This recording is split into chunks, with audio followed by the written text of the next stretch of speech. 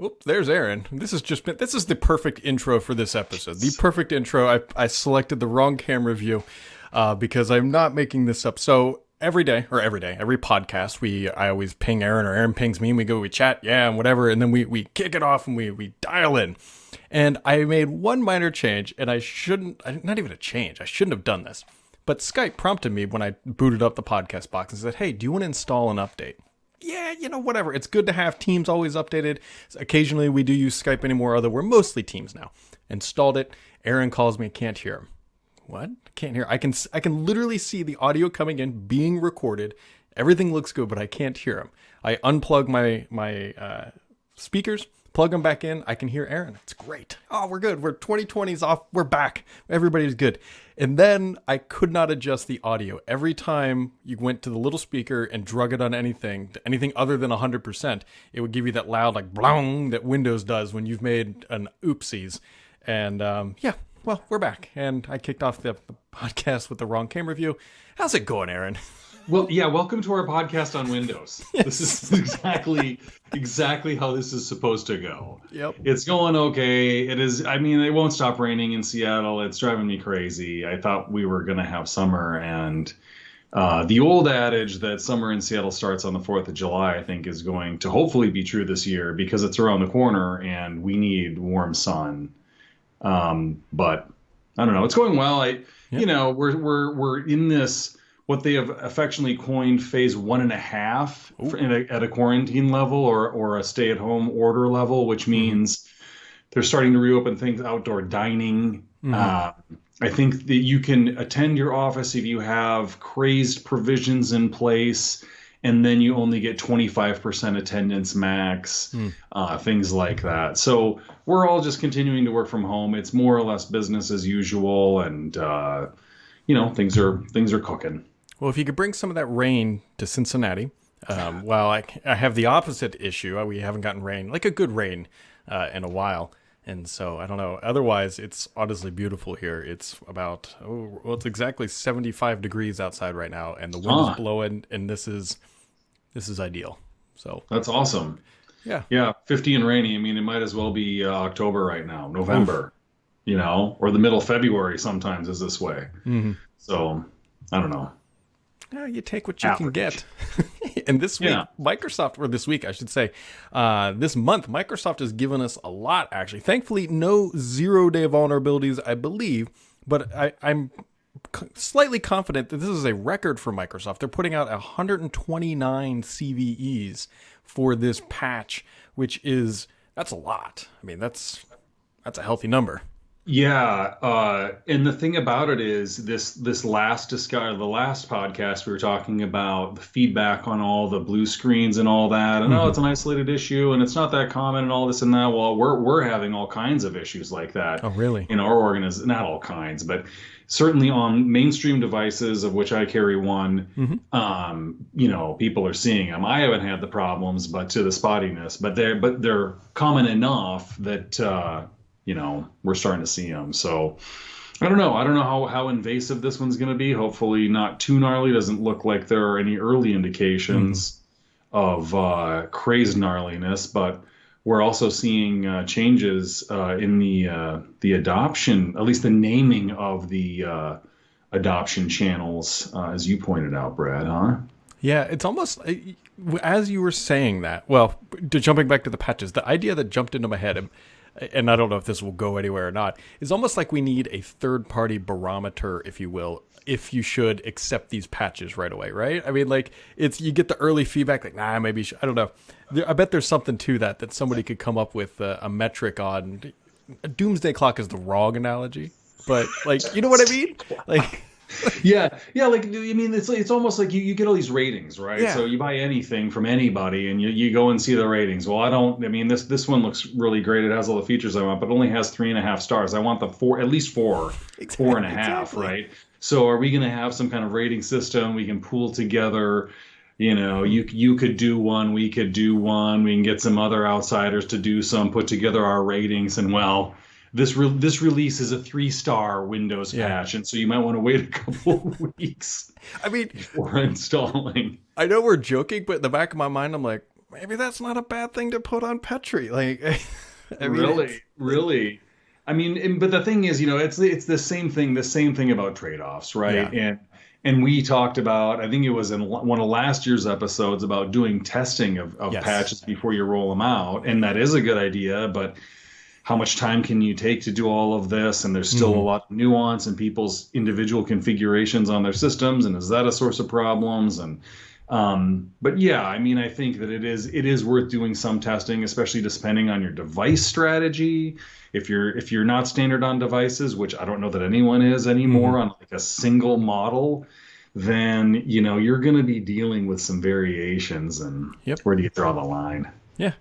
As you did allude to, though, Microsoft actually announced today that, and I'm trying to be optimistic. I really am. They are changing the names of the rings for the Insider program. Previous to this, we had, what was it, fast, slow, release preview, and then basically production. And now we're going to have beta, dev, and then release preview, and then production. Now, they said they're focusing once again on quality, not frequency.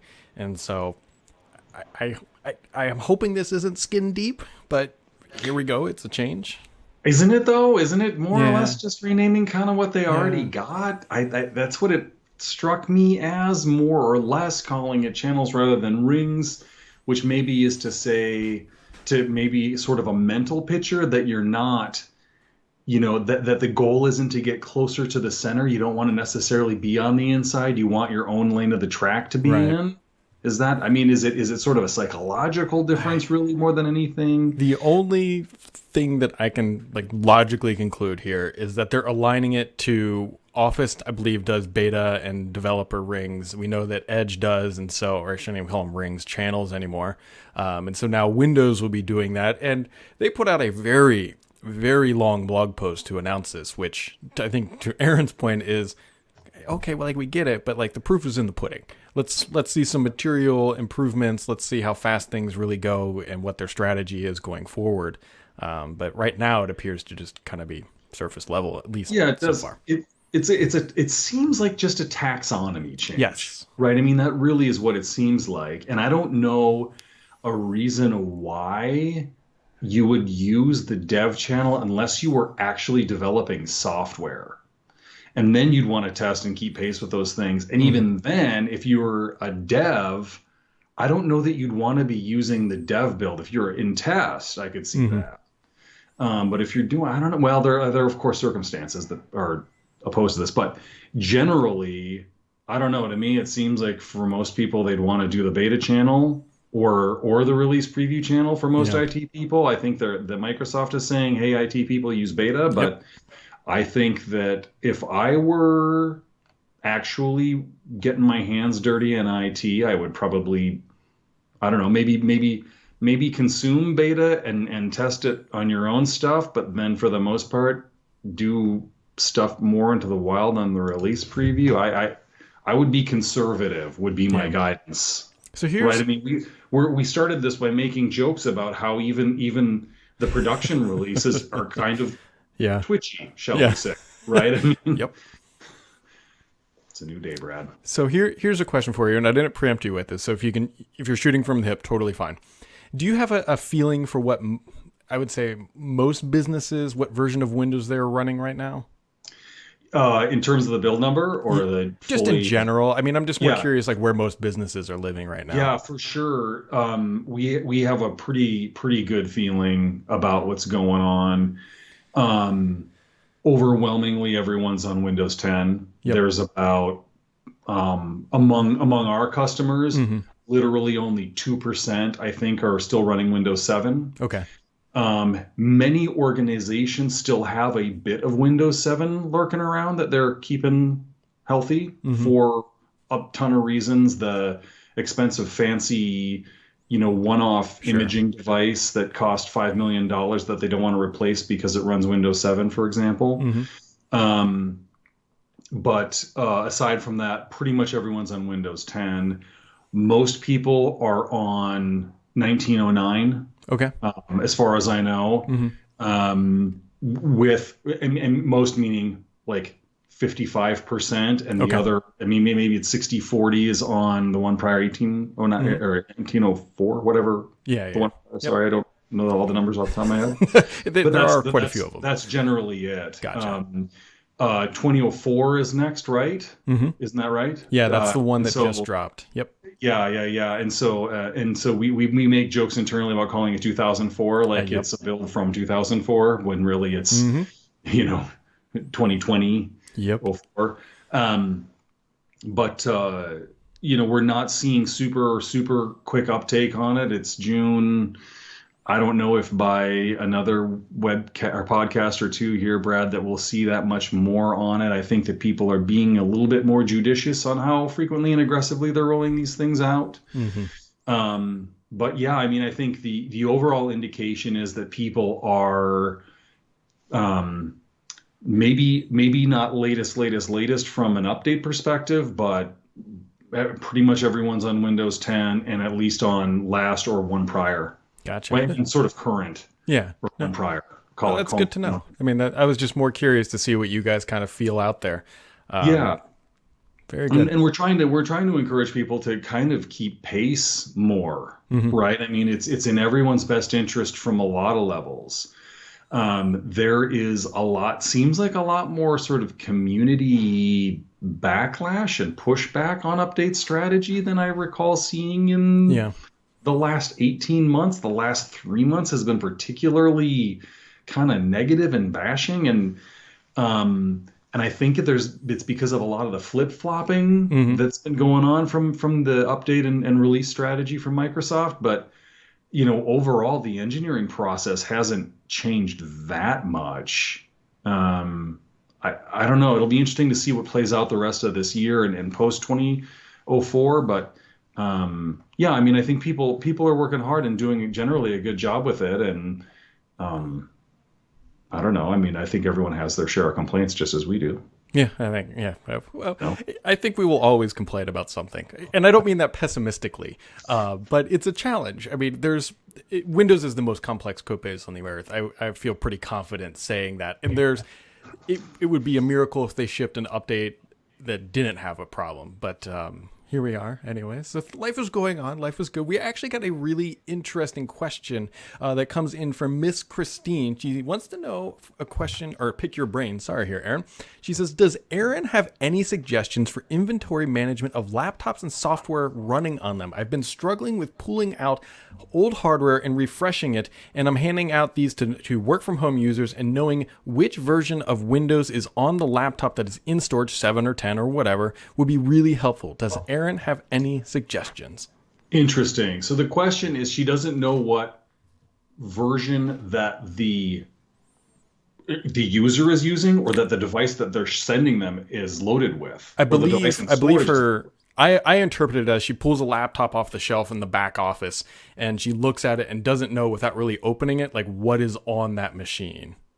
Oh, sure.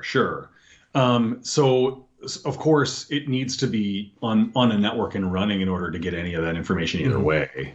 Unless you're really fastidious and take copious notes when you retire devices and things like that, which some people are, Yeah. right? Some people are super on it. Um, there are a variety of ways to handle this. Our product does a good elementary job of it, and by Q4 or Q1 of 21, we will have an amazing cloud-based solution for exactly this problem. And this is actually really interesting because we're getting more and more feedback around this, especially with work from home, and especially because many products require either a network connect, meaning a LAN connection, Hmm. or a VPN connection in order to keep doing the magic that these agents do.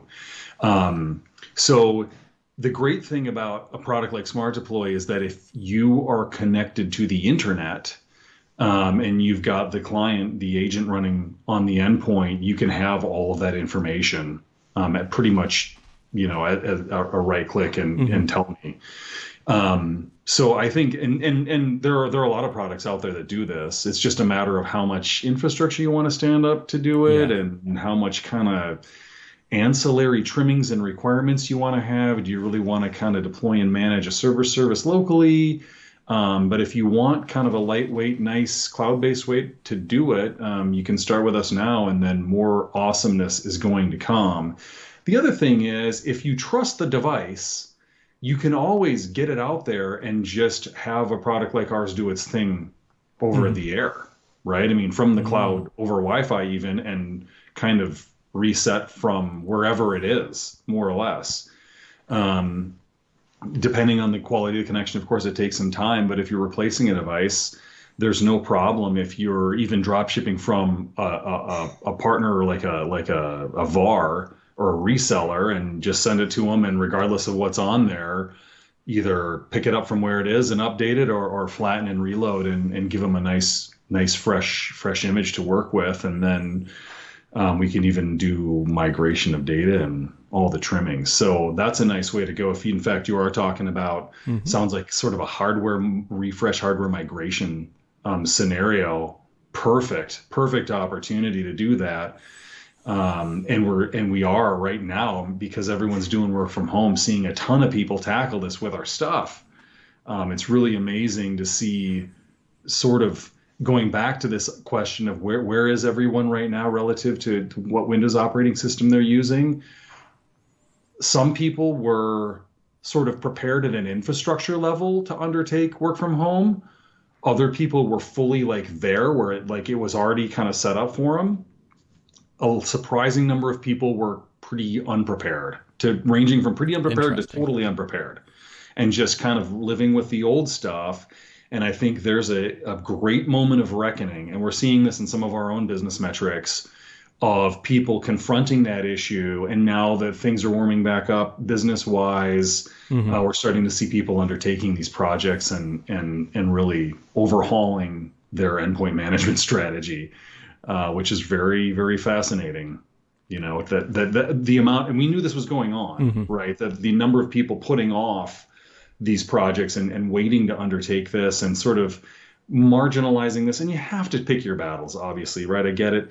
But, there's a bit of a debt, right? A technical debt that IT is paying off now for marginalizing some of these endpoint projects in favor of, kind of core infrastructure projects, business application or business service projects, things like that. Security has been prioritized, understandably, for a long time.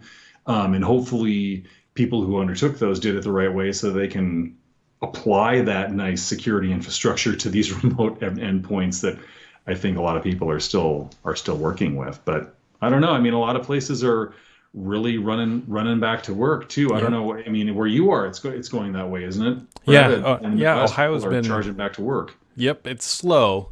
But definitely some of my neighbors who work in very, very large corporate offices, I don't think it's mandated by any means, but it's starting to be like, hey, why don't we maybe have one on-site meeting per week? Starting to move in that direction. So we'll see how long it takes to transition, and hopefully, knock on wood, we don't revert to what we just came from.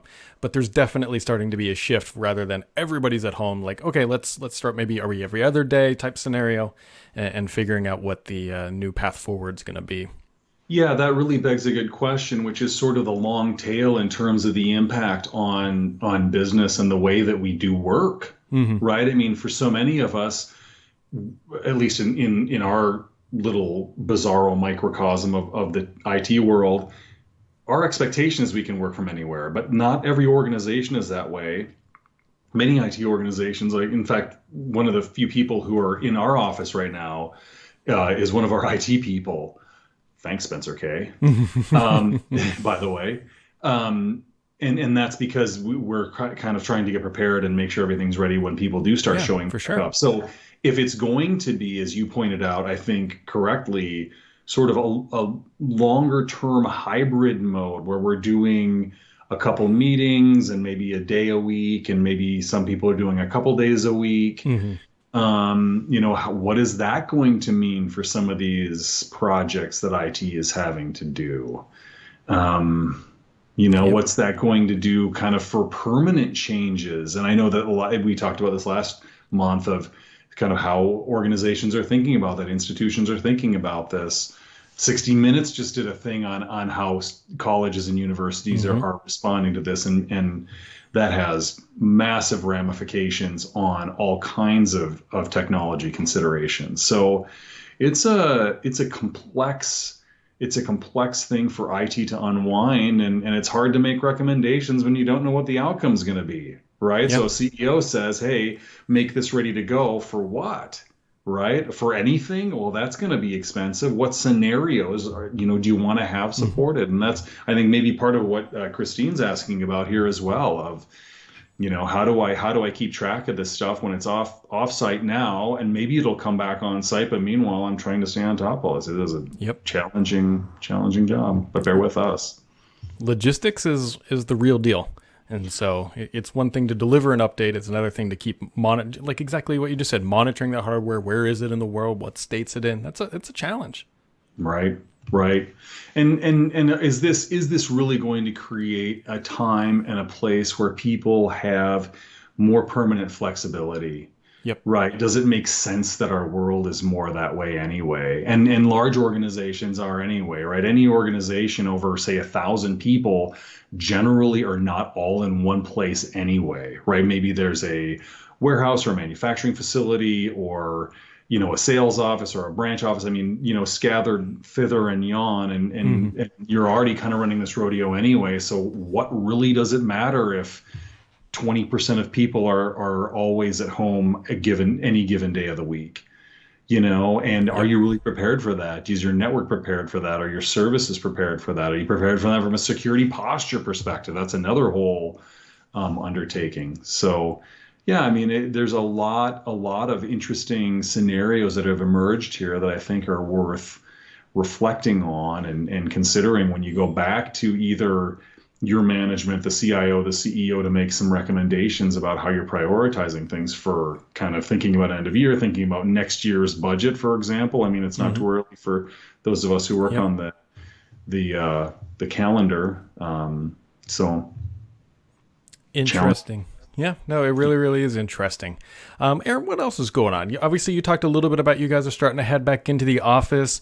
Anything on your personal agenda before we wrap it up here on the back of the Well, podcast? the big challenge now, and I don't know if listeners are having this same challenge or if you are, Brad, but I have kind of devolved into a calendar of events that I can kind of count on every year. Hmm. There's a family reunion at some beach somewhere. I go on this bike tour every summer. Everything's canceled. Yep. Everything's canceled. So we're trying to figure out what we're going to do as a result, and everyone else is figuring this out too. They're doing these local trips, so Hmm. all of the nice local destinations Hmm. are fully booked until fall already. So we're trying to decide, do we do the rooftop tent thing? Do we do Oh, yeah. tow behind thing? Do you know what I mean? Do we Hmm. kind of go down that road of the camping endeavor? Do we roll the dice and try to find a destination that has a good Airbnb, or I mean, do we venture out and Yeah. get dirty in an airplane? I don't know, man. This is the big question, but it's really a blank check right now for us at this point. I mean, figure in the context Oh, of yeah. the time we have, Yep. like it's not a blank check financially, but Of that course. we've got a kind of a window of opportunity where our kids don't have any Hmm. camps. Yep. You know what I Right. mean? So all of this is sort of a new normal. Yep. We're pretty much in the same boat. Our calendar got shifted, obviously, very negatively on a personal level because, right, typically we would go on a vacation first week of June. That's when my daughter's birthday is. She turned 7 this year. And every Mm. birthday we've been on a beach except for this one. And so we just deleted June and now we've dropped it on July. But rather than doing a vacation at the beginning, we're doing the vacation at the end of July, hoping that things are okay. And we're not going to risk the airplanes. We're just going to get in the car and just drive south until we hit the water. Ah, But much like you, like all summer camps canceled. Basically, everything that we had lined up is just gone, and now we have tons of free time. But much like yourself, it's like, okay, there's not far from us is called Hocking Hills, which is great hiking and all that good stuff. Good luck getting in. I mean, it's yeah, yeah. yeah. And that's the other funny thing is now the trailheads, right? Even with like social distancing and all of that, packed. Yep. Packed. Every parking lot completely full, which Yeah. is great. I mean, people are getting outside. I'm super happy for it. It's a place I've always found, some restorative powers, mentally, emotionally, physically. And I'm glad so many people are getting into it. But man, But the now problem what is, do we do? yep. What do we do? So Yep. I'd be curious. I'd be curious what our listeners are doing. I'd be curious how project priorities are going for listeners, if any of what we're talking about they're Yep. finding truth in. I think Christine's question absolutely begs exactly that. Hmm. And so, yes, and any advice on great sort of Western U.S.